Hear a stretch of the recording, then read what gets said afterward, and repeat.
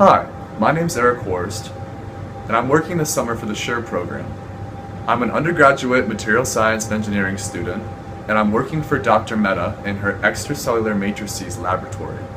Here in this lab, we do biomaterial work and do 3D cell culture in vitro. So we're trying to replicate certain aspects of the human body here in the lab. I hope you enjoy this presentation. My project specifically has to do with hematopoietic stem cells. Now, these are cells found in the red bone marrow of your body and control and differentiate into different types of blood cells.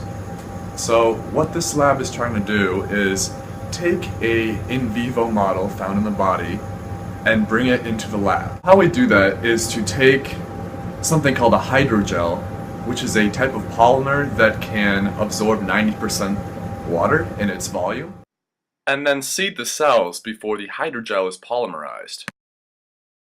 We then isolate 3 specific different physical cues that would happen from day-to-day activity like walking, jumping, running, and these would be compression, tension, and then shear stress due to fluid moving through your bone marrow and passing through these cells.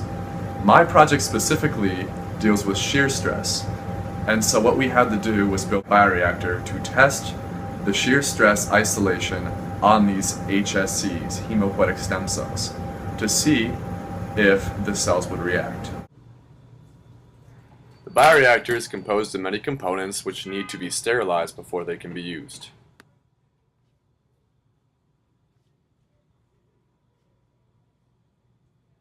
In order to pump the water through the experiment, we used a peristaltic pump, as you can see on the screen above you. The following presentation will explain how the bioreactor is assembled. The 2 layers of PDMS must be shocked in order to form an ionic bond, which will keep the bioreactor watertight.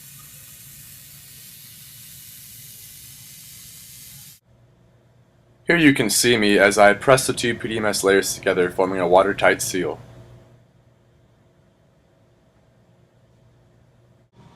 A large portion of this project is computer simulation, using the multiphysics generator COMSOL. We use COMSOL to input our fluid flow geometry and calculate velocity as well as fluid shear profiles. Our 8-well bioreactor is designed to have 8 specific shear regimes.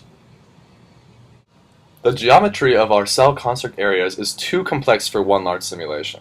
Therefore, we must break down each individual well and perform a post-process simulation of each. From these velocity profiles, we will find an average flow velocity from each well. This is then used in a simulation which includes the hydrogel matrix, from which we can calculate the average shear rate. This short clip shows what an assembled shear bioreactor looks like out of the incubator.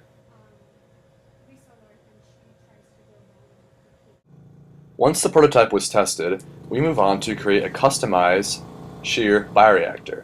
The blueprints are made using SOLIDWORKS and subsequently brought to different machinists, laser cutters, and 3D printers across campus. The hydrogel used to house our cells was composed of 75% agarose and 25% methacellulose. We used this mixture as it seemed to model red bone marrow well, but also still hold its shape with a constant barrage of fluid.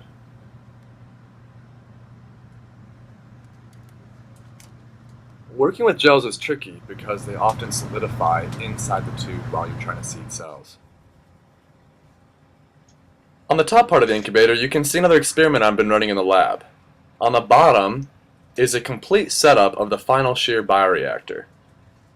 I thank you so much for watching this video, and I hope you've learned something today about bioreactors and stem cells.